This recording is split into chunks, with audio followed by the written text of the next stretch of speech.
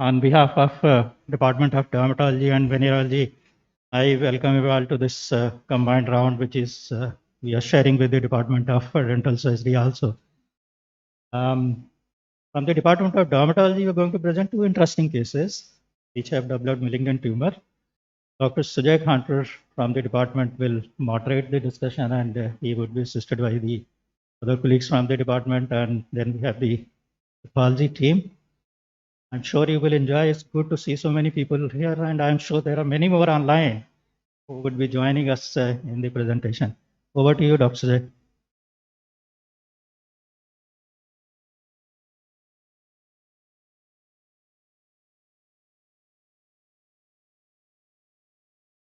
Good afternoon, everyone, and welcome to the CCR by the Department of Dermatology and Venereology. The topic that we are going to be presenting today is young Indian patients with multiple non-melanoma skin cancers. Now, we've specifically brought this topic for the CCR because we recognize that skin cancers constitute a very small proportion of all the cancers in our country. And the reason is that we Indians with a higher skin type and with a lot of melanin are protected from the harmful ultraviolet rays of the sun and therefore don't develop that many skin cancers, whether it be squamous cell carcinomas or basal cell carcinomas or malignant melanoma. And this is unlike the Caucasians, the Western population, the lighter skin types that have a very significant proportion and a very large burden of their dermatology cases are these skin cancers. So, there are certain situations where we see squamous cell carcinomas occasionally, and that too in about less than 1% of our populations. Now, this is an elderly gentleman who is probably an agriculturist or a laborer, chronic sun damaged skin, has been working for many years, and he may develop a squamous cell carcinoma. We also encounter this situation, and you as our dental colleagues and ENT colleagues encounter this more than us, where we see the mucosal ulcerofungating squamous cell carcinomas in chronic tobacco chewers or betel chewers or smokers or with non-healing chronic ulcers. We also see squamous cell carcinomas developing many years after chronic skin diseases. For example, this is a chronic localized form of lupus erythematosus, what we refer to as discoid lupus erythematosus. And in about 20 years, about 3% of the cases can transform into a squamous cell carcinoma. So also cutaneous tuberculosis, either active or healed scars, can also over a period of time can develop squamous cell carcinoma. This is an example of a very classic post-burn scar, which over 30 years has developed into an SCC. Another situation that we encounter is the erythroplasias, which are the genital squamous cell carcinomas in situ, that in about 6% of cases over say 33 months can develop into a frank invasive squamous cell.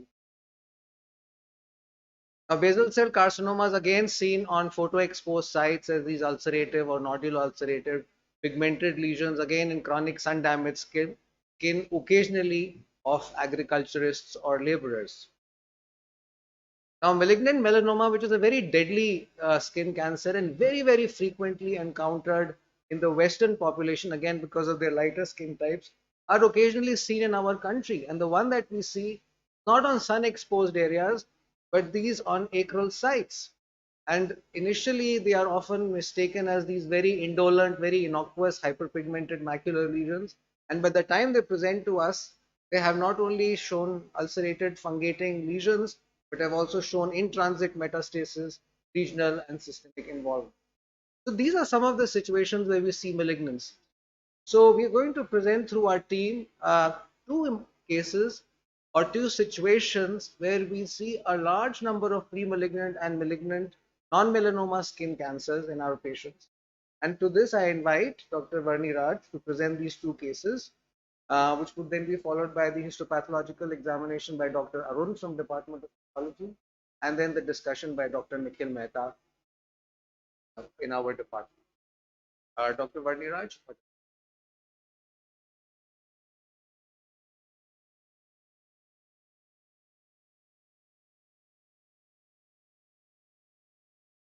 Thank you, sir. Good afternoon, everyone. I am Dr. Varniraj, GR Dermatology. I am presenting a case of a 35-year-old lady who presented to OPD with numerous hyperpigmented papules and plaques over the face since 3 to 4 years. Each plaque had ulceration, annularity, and small nodules and various morphologies.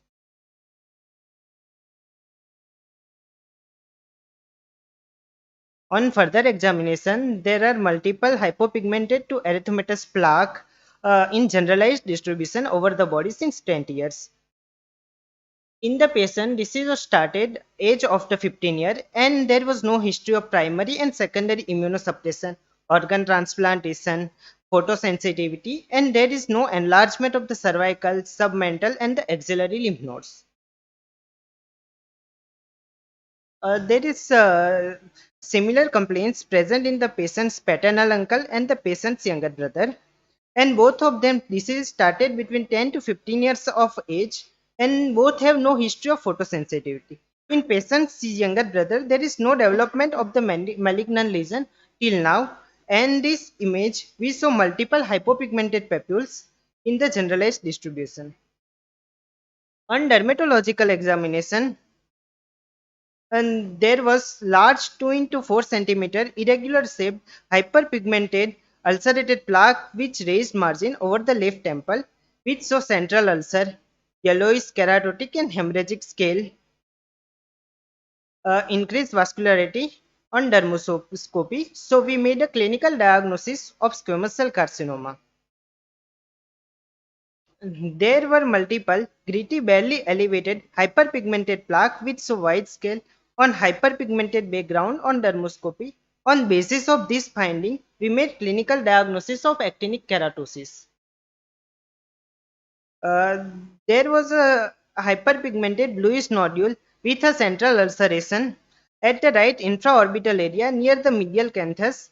So we suspected basal cell carcinoma for this lesion. There were multiple hyperpigmented papules in the plaque in generalized distribution on dermoscopy is so central linear scales, background erythema, along with ill-defined dotted vessels.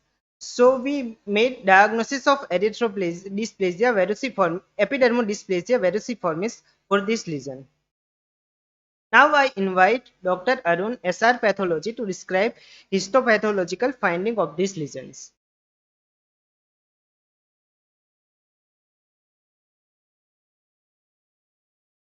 We got a punch biopsy from marked hyperpigmented plaque over left temple area with a clinical suspicion of squamous cell carcinoma. The punch biopsy shows a dysplastic overlying epidermis, and the dermis shows small islands of tumor with desmoplastic stroma. This individual tumor cells, we can see the polygonal cells with abundant cytoplasm. And in a higher magnification, we can see individual cell keratinization with a small squamous spur formation, and there are presence of here and there atypical mitosis. So our diagnosis was squamous cell carcinoma. And this is the excision biopsy actually. I will come. Yes. And this is the post-excision specimen of the ulcerated plaque over the temple area. Here we can see a similar tumor with some host reaction at the periphery of the tumor, and we can see a squamous differentiation of the tumor. So the same diagnosis of squamous cell carcinoma in the excision specimen, and here we can see the polygonal cells with uh, intercellular bridges and individual cell keratinization. So the same squamous cell carcinoma in the post-excision.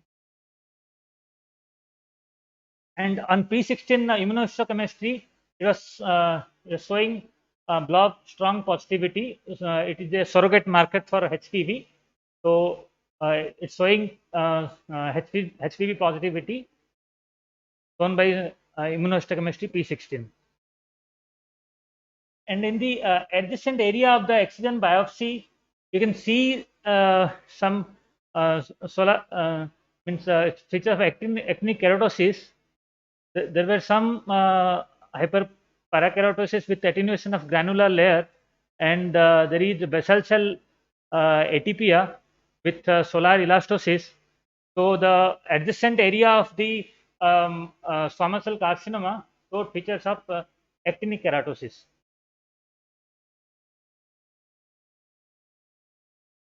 So it was a punch biopsy from another lesion with a clinical suspicion of basal cell carcinoma, which was a small hyperpigment nodule over nodes.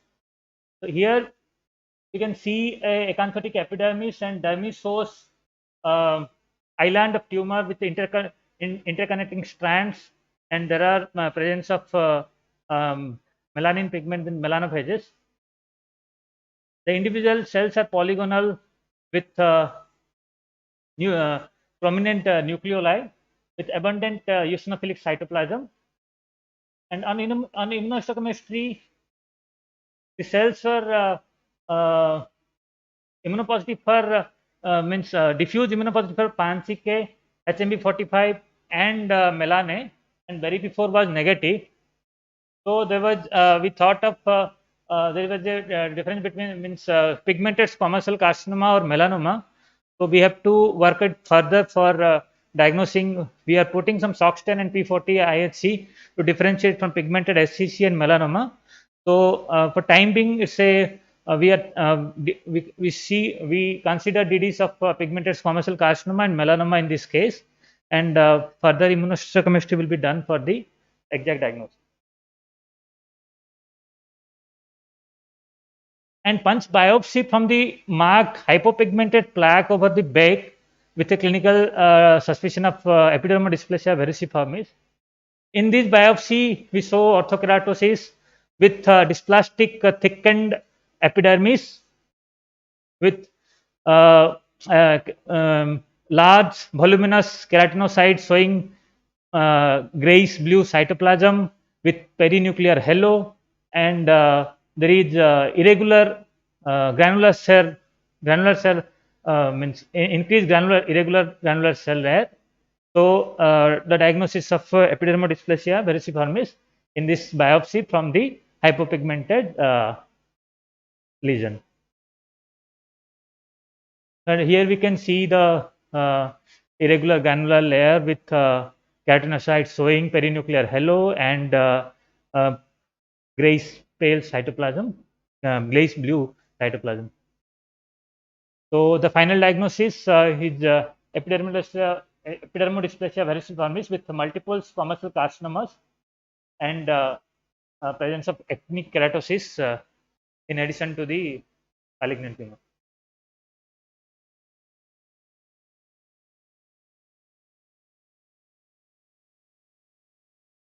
For this condition, we started isotretinoin 20 mg once daily along with 5% imiquimod cream alternate day overnight application, and daily 150 mg elemental zinc for 2 months, in addition to excision of the largest lesion with 6 mm margin. These are the pre-excision and the post-excision images of this patient. Now I will be presenting the second case of 39-year-old lady which presented with multiple hyperpigmented and few ulcerated plaque and nodules over the face for 6 to 7 months, and for this lesion a clinical diagnosis of basal cell carcinoma was made. And she has a large hyperpigmented ulcerated nodule over the anterior chest with multiple hyperpigmented plaques over the since 6 to 7 months. For this lesion, we suspect clinical diagnosis of squamous cell carcinoma, and further examination there were multiple hypopigmented plaque present in the generalized distribution over the body is since 10 to 15 years. So we made clinical diagnosis of epidermal dysplasia verruciformis for these lesions. And now I invite Dr. Arun SR pathology to describe histopathological finding.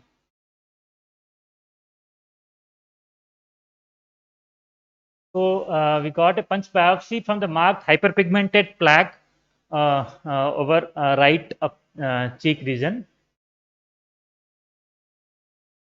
The biopsy, we can see here the normal epidermis, and here we can see basilar tumor cell proliferation in the lower part of the epidermis with some peripheral palisading and cleft formation, and the upper part of the epidermis is normal. And so the diagnosis of superficial basal cell carcinoma is given here in this biopsy, and there is some pigment incontinence and chronic inflammation in the upper dermis. So the diagnosis was superficial pigmented basal cell carcinoma. Here we can see the peripheral palisading of the basilar tumor cells with mild to moderate pleomorphism and the presence of atypical mitosis. So the diagnosis was superficial pigmented basal cell carcinoma, and the excision of biopsy of the ulcerated nodule with a clinical suspicion of squamous cell carcinoma. In this excision biopsy, we got a biphagic tumor. Means here we can see there is a large component of cells with polygonal cells with keratinization, along with a component showing basaloid cell proliferation. In those basaloid component also we can see there is presence of keratinization and squamous differentiation. Here the some of the basaloid cells we can see having increased cytoplasm, having eosinophilic cytoplasm, and the periphery of the lesion also shows proper squamous cell differentiation, and here in the periphery also we can see some basaloid tumor cells. So the diagnosis was basaloid squamous type, basosquamous type of basal cell carcinoma. In higher power, we can see there is keratinization in the basaloid tumor component, along with a frank presence of squamous cell carcinoma adjacent to the basaloid tumor. So our final diagnosis was basosquamous variant of basal cell carcinoma.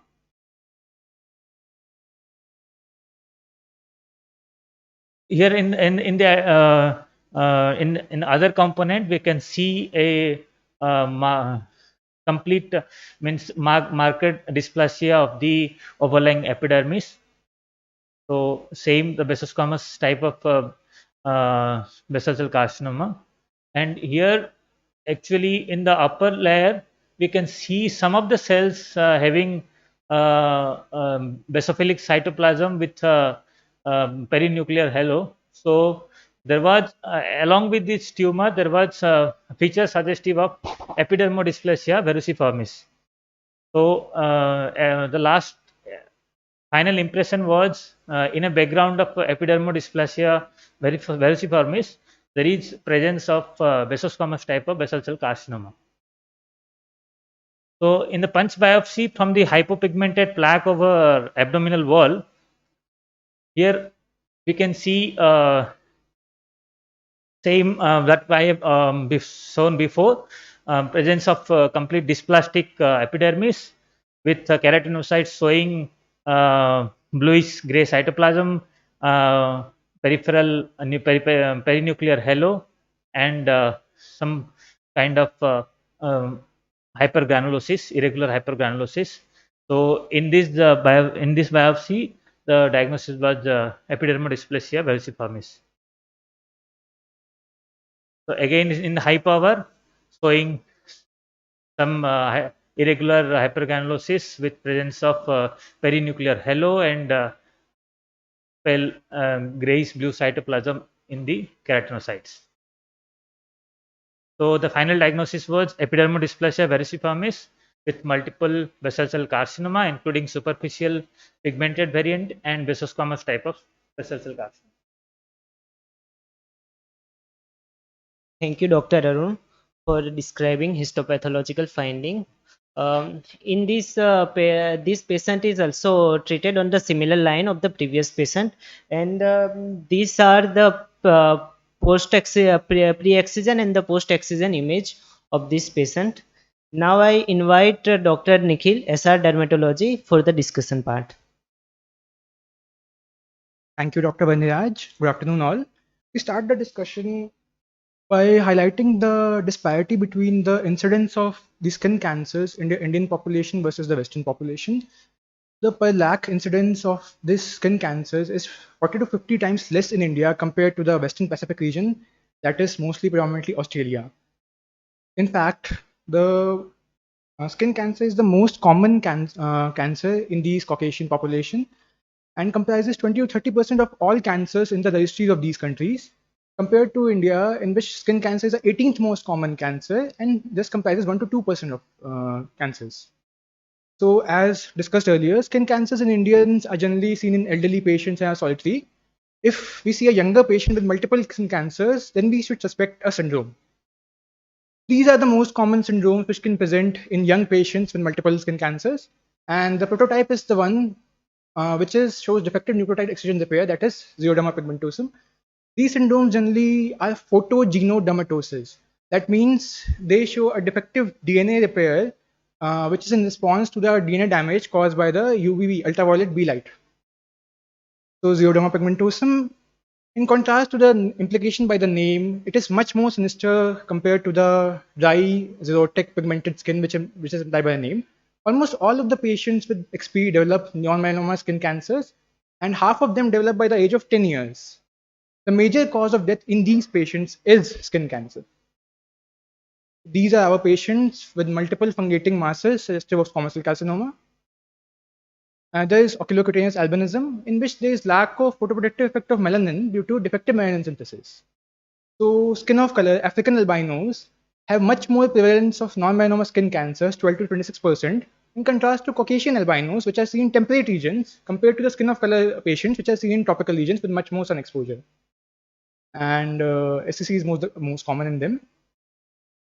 A peculiar condition with multiple skin cancers is chronic arsenicosis in Southeast Asia and Indian subcontinent, especially in the Indian states of Eastern UP, Bihar, and West Bengal. So these patients have multiple spotty pigmented lesions and focal thickening of skin termed as keratosis in generalized distribution, but mostly on the palms and soles. So after 6 to 24 months of chronic exposure from the drinking water in the form from contaminated groundwater from middle depth wells, we get these skin lesions. And after a prolonged exposure time of 10 to 20 years, patients develop skin cancers. So in this acquired disease, patients get skin cancers on the photoprotected sites and in middle-aged to elderly patients because of the prolonged latent period required compared to the hereditary conditions discussed before. So these patients also have systemic features of pulmonary, genitourinary, gastrointestinal, and hematological involvement and cancers in these systems even without the skin involvement. We have reported multiple such cases, and especially we have reported multiple cases from using alternative forms of medication. So these tablets and capsules had arsenic concentration 1,000 times more than the upper safe limit in drinking water. Coming to our cases of epidermal dysplasia verruciformis, it's a rare autosomal dermatosis characterized by abnormal susceptibility to beta papillomaviruses, especially HPV types 5 and 8. These patients have polymorphous lesions early in life in generalized distribution and multiple malignant and pre-malignant lesions at the photoexposed sites developing later in second to third decade, as was the case in our patients. The various morphologies include erythematous, barely elevated papillosquamous scaly plaques and papules, as was seen in our patient. These resemble a fungal infection, namely Pityriasis versicolor, and other lesions are verrucous, well-defined hyperpigmented plaques and papules, resembling warts or seborrheic keratosis-like lesions. So anterior chest and neck is a commonly photoexposed site, so this site is also very predisposed to skin cancers, as was seen in our case too. These patients can have both basal cell carcinoma and squamous cell carcinomas, as seen here as fungating masses. Although this uncommon manifestation is much more popular in media, the Treeman syndrome, in which verrucous exophytic extends massive hyperkeratotic lesions are seen at palms and soles. Why do these patients get specific immunodeficiency to beta HPV? Because the genetic defect is in the channels in the endoplasmic reticulum of keratinocytes, which disturbs the zinc homeostasis, which makes the patients much prone to beta HPV. Beta HPV is different from alpha HPV, which causes cervical cancers, because it does not integrate into the genome.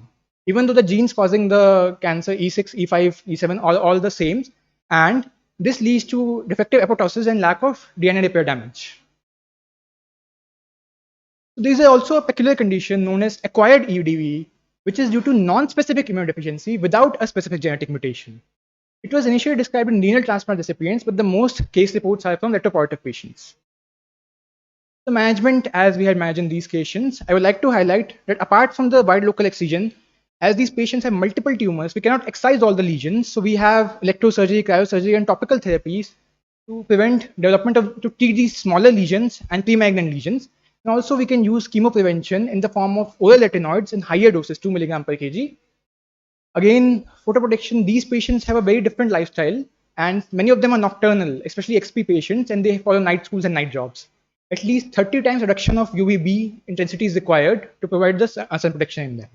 Regular follow-up and cancer screen should be done.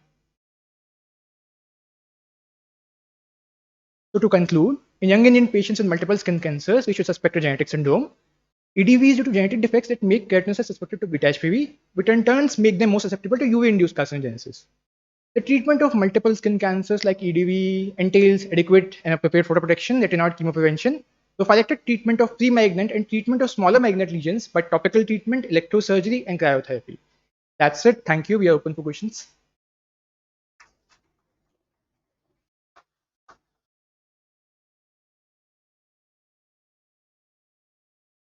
Nice presentation. My only question is that what is the role of radiotherapy in this squamous cell carcinomas? Because we see a lot of squamous cell carcinomas, say of the rectum, of the oral cavity. The standard treatment is radiotherapy for us. We don't do surgery in squamous cell carcinomas actually. Only if they are recurrent, only then we do a squamous cell.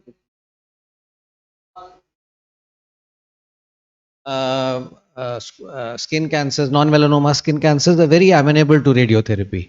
In fact, the isolated ones or even a few ones respond very, very well. There's complete resolution that we see with. So it's a, you can use radiotherapy patches for the treatment when there are multiple lesions. Yeah, so there, in fact, from our department, there has been a study that has been done on multiple basal cell carcinomas. I think Dr. Verma was one of the co-authors on that paper, wherein these radiotherapy patches have been used. In fact, because we use this immunomodulatory agents, the imiquimod and 5-fluorouracil, one of the flip sides is that it has a little bit of an irritant potential, and therefore we may have to abandon therapy in between. So we are now trying to use nanotechnology to not only reduce the irritant potential, but also enhance the penetration of these immunomodulatory agents so that we can use it for a large number of pre-malignant and malignant cancers that are occurring. So sure, yeah, radiotherapy is an important in the armamentarium.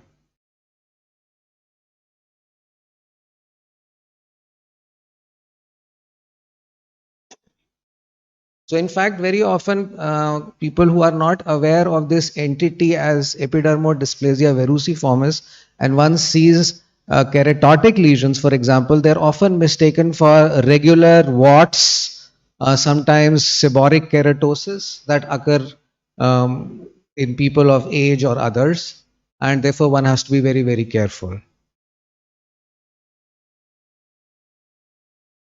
Okay, thank you very much. May I invite my dental colleagues to take over. Thank you. Thanks, Varniraj, Nikhil, Dr. Arun. Thank you. Thank you. We're very happy to be here and share this platform of CCR with dermatology colleagues. I think the biggest takeaway for me is that we could meet everybody and see everybody here.